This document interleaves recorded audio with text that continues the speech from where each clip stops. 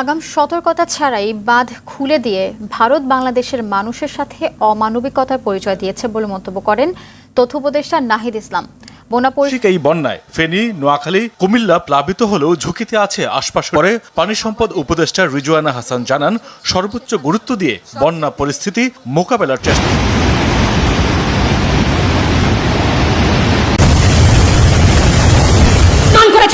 বর্ষাকালে আমার দেশকে পানিতে ডুবাতে চায়, ওরাই আমাদেরকে ভাতে মারতে চায়। দেশের এই পরিস্থিতিতে, বন্যা পরিস্থিতিতে আমাকে আসতেই হলো আবার ভিডিওতে। এই নদীর উপরে কখনো হয়নি, কারণ একটা ভারত থেকে একটা ড্যাম এটা ছেড়ে দেওয়ার কারণে পানি আর কোনোভাবে কুলায় উঠতে পারতেছে না আমাদের নদী। বিদেশ বসেই ভারত মিয়ানমারকে কড়া হুঁশিয়ারি দিলেন ডক্টর মোহাম্মদ ইউনূস। আবারও আজকে আপনাদেরকে আরো একটা সুসংবাদ দিতে যাচ্ছি। ইদানিং দুঃসংবাদই বেশি। চারদিক থেকে আমরা যদি দেখি যে আসন্ন যুদ্ধটা ঘটে, ভয়াবহ বন্যায় ডুবছে বাংলাদেশ। টানা বৃষ্টি, পাহাড়ি ঢল ও উজান থেকে আসা পানি অন্যতম কারণ হলেও এর পেছনে আছে নদীদস্যু দেশ ভারতের হাত। শুকনো মৌসুমে খরায় পুড়িয়ে ভরা বর্ষায় বাঁধ ছেড়ে দেওয়ার ব্যাপারে দিল্লির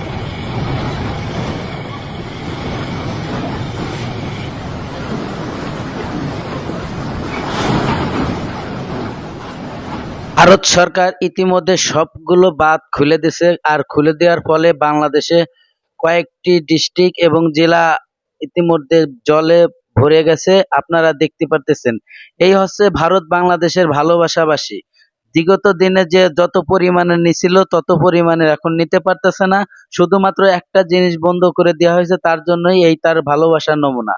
সুপ্রিয় দর্শক শ্রোতা, আসসালামু আলাইকুম। দেশে এবং প্রবাসে, দূরে এবং কাছে যে যেখান থেকে আজকের এই ভিডিওটি দেখার জন্য ক্লিক করেছেন, সবাইকে আন্তরিক শুভেচ্ছা, অভিনন্দন। দর্শক, শুরু থেকে বলতে চাই, বাংলাদেশের কোনো ভাই যদি আজকের এই ভিডিও দেখেন, অবশ্যই সবার প্রতি সবাই ও সহানুভূতি দেখাবেন, কারণ বাংলাদেশে এখন দুর্যোগ চলতেছে। আমাদের এই দুর্যোগ মোকাবেলার প্রস্তুতি নিতে হবে। যার যার স্থানেতে সেই সেখান থেকে সহযোগিতা হাত বাড়িয়ে দেবেন। প্রিয় দর্শক শ্রোতা, আমাদের ব্যারিস্টার সুমন ভাই, উনি কিন্তু এখন ঢাকার বাইরে আছে, তো বাংলাদেশের বাইরে আছে। ওনার সিলেট সুনামগঞ্জ, উনি কিন্তু মানবতার ফেরিওয়ালা ছিল। তবে উনি কিছু বার্তা দিয়েছে ভিডিওর মাধ্যমে। আসলে উনি তো দেশে নাই, তো দেশে থাকলে হয়তো বা কোনো একটি কাজ করত এবং কিছু মানুষের হয়তো উপকার হতো। যতটাই সে খারাপ হোক না কোনো রাজনীতি মাঠে, সে কিন্তু ব্যক্তিগত হিসেবে অনেকটা ভালো আছে। কারণ তার এলাকাবাসীরা বলতেছে যে ব্যারিস্টার সুমন এই মুহূর্তে থাকলে হয়তো কিছু একটা আমরা পাইতাম। তো এরকম আশা যেহেতু আছে তাদের, তো আপনারা অবশ্যই যার যার স্থানেতে সেই সহযোগিতার হাত বাড়িয়ে দেবেন প্রত্যেকেই। দর্শক, মোদী সরকার যে কাজটি করেছে এটা আমাদের বাংলাদেশের জন্য খুবই দুঃখজনক ব্যাপার। বিগত দিনে আমাদের সাবেক প্রধানমন্ত্রী শেখ হাসিনা থাকলে হয়তো এই কাজগুলি কখনোই তারা করতো না, কারণ তাদের স্বার্থ এখন ফুরিয়ে গেছে। এই স্বার্থ ফুরিয়ে যাওয়ার কারণে তারা এই কর্মকাণ্ড চালিয়েছে। তবে বিগত দিন আমরা যেগুলো দেখেছি, এই সমস্ত চুক্তিপত্র হয়েছে, বাঁধ কখনো খোলা হবে না। আর এই আগাম বার্তা না দিয়েই যে বাঁধটা খোলা হলো, এই যে হাজার হাজার লক্ষ লক্ষ মানুষের ঘরবাড়ি নষ্ট হলো, জায়গা জমি নষ্ট হলো, এই দায়ভার কে নেবে? এটা কি ভারত সরকার কখনো নেবে? অবশ্যই এটা তীব্র নিন্দা জানাই আমরা। আর অবশ্যই এটাই বিশ্ব আইনানুগ ব্যবস্থা অবশ্যই গ্রহণ করতে হবে আমাদের বর্তমান অন্তর্বর্তীকালীন সরকার ডক্টর মোহাম্মদ ইউনূসকে। এই ঘটনাটি অবশ্যই কঠোরভাবে শক্ত হাতে গড়ে তুলতে হবে এবং মোদী সরকারকে প্রতিবাদে জানাতে হবে যে আপনি এই কাজটা কেন করলেন, এই সাধারণ জনগণকে কেন কষ্ট দিলেন। আপনি বাঁধ খুলবেন, আপনার অবশ্যই আগাম বার্তা দিতে হবে। কিছু মানুষ হয়তো ওখান থেকে ঘর বাড়ি ছেড়ে চলে আসতে পারত, জীবনটা বাঁচাইতে পারতো। তো যেটা সে করে নাই, অবশ্যই বিশ্ব থেকে এটা, আন্তর্জাতিক মহলের থেকে অবশ্যই তাকে একটা চাপ সৃষ্টি করতে হবে। আর আমাদের সাবেক প্রধানমন্ত্রী ওখানে বিবি সেজে বসে আছে, আর আমাদের দেশের এই দুর্ভোগে সে আহা করতেছে। আর এই নাকি তার ভালোবাসা? এই তো মাত্র কয়েকদিনের ব্যবধানে এতটা দূরত্ব হয়ে গেল। গত ৮০ বছরের ভালোবাসা, টাকার কিনা ভালোবাসা হলে দেশের জনগণের সাথে এরকমই হয়। আর যে নাকি দেশের রক্ত চুষে বিদেশে পাড়ি জমাতে পারে, সে আর কি করবে? সে কি কখনো পারতো না যে না, আমার দেশের সাবেক প্রধানমন্ত্রী ছিলাম আমি দীর্ঘদিন ধরে, ২০ থেকে ২৫ বছরে এই দেশ আমার নিজের হাতে পরিচালনা করেছি, আমার বাবাই করেছে, আমার বাবা এই দেশ স্বাধীন করেছে। কখনোই এই দেশের মানুষের ক্ষতি আমি চাই না। কই, সে তো একবারও বলল না। এখন স্বার্থ ফুরিয়ে গেছে।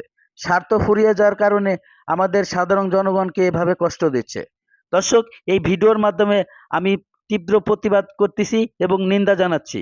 আজকের এই ভিডিওটি যারা দেখবেন অবশ্যই প্রচুর পরিমাণে শেয়ার করবেন, যাতে ওই সমস্ত মানুষের কাছে পৌঁছে যায় আজকের এই ভিডিওতে।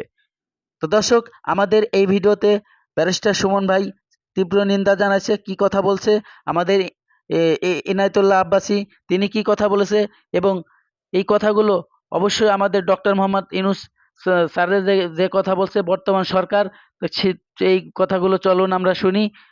আর ভিডিওতে প্রচুর পরিমাণে শেয়ার করবেন, যাতে ওই সমস্ত দালালদের হাতে এই ভিডিওটি পৌঁছে যায়। ভয়াবহ বন্যায় ডুবছে বাংলাদেশ। টানা বৃষ্টি, পাহাড়ি ঢল ও উজান থেকে আসা পানি অন্যতম কারণ হলেও এর পেছনে আছে নদীদস্যু দেশ ভারতের হাত। শুকনো মৌসুমে খরায় পুড়িয়ে ভরা বর্ষায় বাঁধ ছেড়ে দেওয়ার ব্যাপারে দিল্লির রয়েছে জঘন্য ইতিহাস। নিজেদের বাঁচাতে ৩১ বছর পর এবার দেশটি খুলে দিল ত্রিপুরার ডুম্বুর জলাধারের স্ল্যাব গেট। চলমান বন্যাকে বলা হচ্ছে প্রাকৃতিক দুর্যোগ, কিন্তু বাংলাদেশের এমন পরিস্থিতির জন্য অনেকাংশে ভারতই হচ্ছে আসল অপরাধী। পানির রাজনীতিতে বরাবর দিল্লিকে জেতানোর এটাই কি উপযুক্ত প্রতিদান? ঢাকার ঘনিষ্ঠ বন্ধু দাবি করে আসলেও দিল্লির একচোখা আচরণের কারণে রাজনৈতিক ও ভৌগোলিক দিক থেকে হুমকির মুখে আছে বাংলাদেশ। গত ১.৫ দশক ধরে দেশের ভেতরে নৌবন্দর, শর্তহীন করিডোর, রামপালে সুন্দরবন ধ্বংস করা বিদ্যুৎ প্রকল্প, মংলা বন্দর ও সমুদ্রে গ্যাস ব্লক ইজারা সহ অসংখ্য বিষয়ে ভারতকে একচেটিয়া সুবিধা দিয়েছে স্বৈরাচারী হাসিনা সরকার, কিন্তু বিনিময়ে পায়নি প্রায় কিছুই। কোনো সরকারই আদায় করতে পারেনি তিস্তা সহ ৫৪টি অভিন্ন নদীর পানির ন্যায্য হিস্সা। দীর্ঘদিন ধরে ভারতের একতরফা পানি প্রত্যাহার ও গজলডোবা বাঁধের কারণে প্রায় অচল ১৫০০ কোটি টাকা ব্যয়ে নির্মিত তিস্তা ব্যারেজ মরুভূমি হয়ে গেছে বিস্তীর্ণ অঞ্চল। ফারাক্কা বাঁধের কারণে পদ্মার ভাটি এলাকায় নেমে এসেছে চরম বিপর্যয়। মেঘনার উজানে বরাক নদে টিপাইমুখ বাঁধ বাড়াচ্ছে বাংলাদেশের বিপদ। প্রাণঘাতী হুমকি হয়ে দাঁড়াচ্ছে ভারতের আন্তঃনদী সংযোগ প্রকল্প। এর আওতায় ব্রহ্মপুত্র ও গঙ্গা থেকে আরও পানি সরিয়ে নেবে দেশটি। সেই পানি যাবে গুজরাট, হরিয়ানা, রাজস্থান, তামিলনাড়ুর মতো খরাপ্রবণ এলাকায়।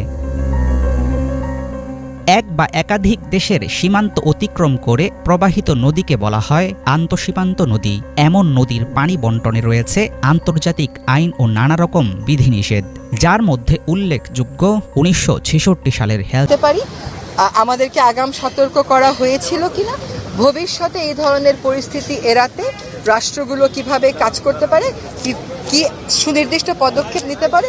বন্যা পরিস্থিতি মোকাবেলায় ঐক্যবদ্ধ হয়ে সবাইকে কাজ করার আহ্বান জানিয়েছেন তথ্য উপদেষ্টা নাহিদ ইসলাম। বলেন, আগাম সতর্কতা না দিয়ে বাঁধ খুলে ফেনী, নোয়াখালী, কুমিল্লার মানুষের জীবন হুমকির মুখে ফেলে দিয়েছে ভারত। আগাম সতর্কতা এবং প্রস্তুতি নেবার সুযোগ না দিয়েই এই যে বাঁধ খুলে দেওয়া হয়েছে, এটির মাধ্যমে ভারত অমানবিকতার পরিচয় দিয়েছে এবং বাংলাদেশের সাথে অসহযোগিতা করছে।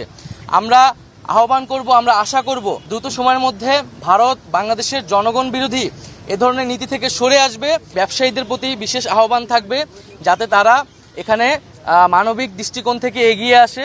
আর উপদেষ্টা আসিফ মাহমুদ বলেছেন, ১৫ দিন হলো সরকার দায়িত্ব গ্রহণ করেছে। দেশের দুর্যোগপূর্ণ ও সংকটকালীন সময়ে বিভিন্ন দাবিতে আন্দোলন না করে ধৈর্য ধরার আহ্বান জানান তিনি।